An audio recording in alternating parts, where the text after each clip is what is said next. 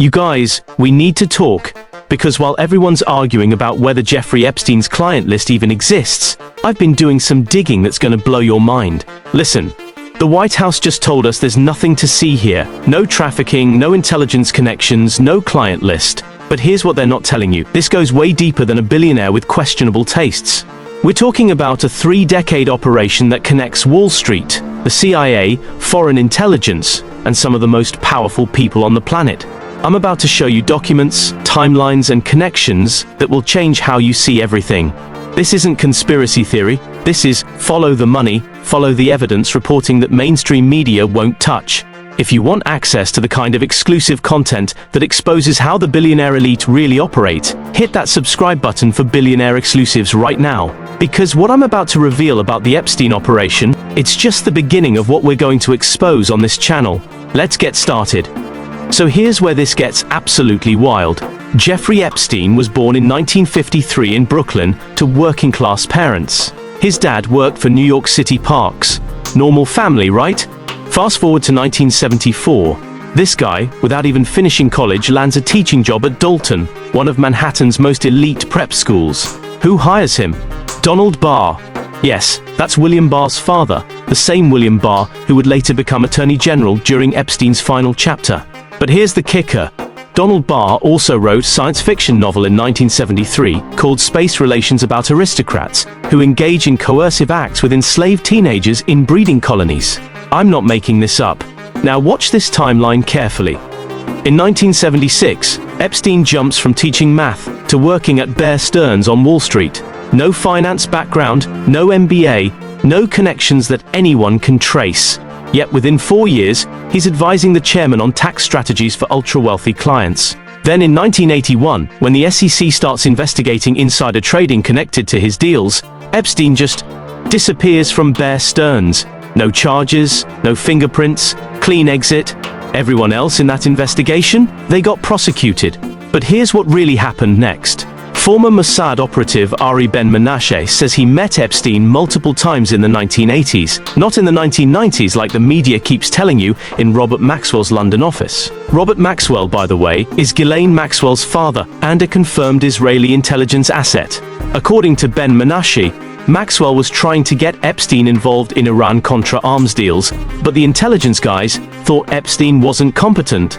Their exact words, he wasn't very competent, but he was good-looking, and Ghislaine fell for him. So let me ask you this. How does a Brooklyn math teacher with no qualifications become a Wall Street insider, avoid federal prosecution, and end up in the same room as international arms dealers? That's not a career path, that's a selection process. Now we get to the part that absolutely nobody can explain. In 1987, Epstein somehow becomes the financial advisor to Leslie Wexner, the billionaire founder of Victoria's Secret and L Brands. Here's what happens next. And I want you to pay close attention to these details because they're completely insane. Wexner fires his entire financial team. We're talking about seasoned Wall Street professionals who've been managing his fortune for years, and hands everything over to this guy Epstein. Not just advisory rights, full power of attorney. Let me repeat that. Power of attorney. That means Epstein could make financial decisions on behalf of a billionaire without even asking permission. But wait, it gets better. In the 1990s, Wexner decides to give Epstein the most expensive private residence in Manhattan. We're talking about a 21,000 square foot mansion worth $77 million. And what does Epstein pay for this property? $0. It's leased as a gift. When reporters later asked Wexner about this gift, he called it an economic arrangement. A $77 million mansion is an economic arrangement? What kind of economics are we talking about here? Now, remember what I told you about those 170 hidden cameras they found in Epstein's properties? Guess which property had the most surveillance equipment? That's right, the Manhattan mansion that Wexner gave him for free. So, let's think about this logically. You're a billionaire. You fire your entire professional financial team to hire a guy with no credentials. You give him power of attorney over your fortune. Then you gift him a $77 million mansion that he turns into a surveillance center. Does any of this sound like normal business practices to you? Wexner later claimed he had no idea what Epstein was doing in that mansion. Really? You don't know what's happening in the $77 million property you gifted to someone with power of attorney over your money? The whole story falls apart the moment you start asking basic questions, which is exactly why they don't want you asking those questions. Here's where this story gets absolutely crazy. By the 2000s, Epstein is flying around the world with an elite passenger list that reads like a who's who of global power. Bill Clinton flies with Epstein 26 times according to flight logs. The former president visits Epstein's private residences multiple times, often without Secret Service protection. When you're an ex-president, you don't just ditch your security detail unless someone very powerful is telling them to stay away. Prince Andrew gets photographed with Virginia Giuffre when she's 17. When this becomes public years later, the British royal family pays millions to settle the case. You don't pay settlement money if you're innocent, you fight it in court. Bill Gates meets with Epstein repeatedly at his Manhattan mansion after the 2008 conviction. When his wife Melinda divorces him, she publicly states she was uncomfortable with Gates's relationship with Epstein. Gates later admits she was absolutely right to be concerned. But here's the name that should make your head spin: Leon Black. This guy paid Epstein $158 million between 2012 and 2017 for consulting services.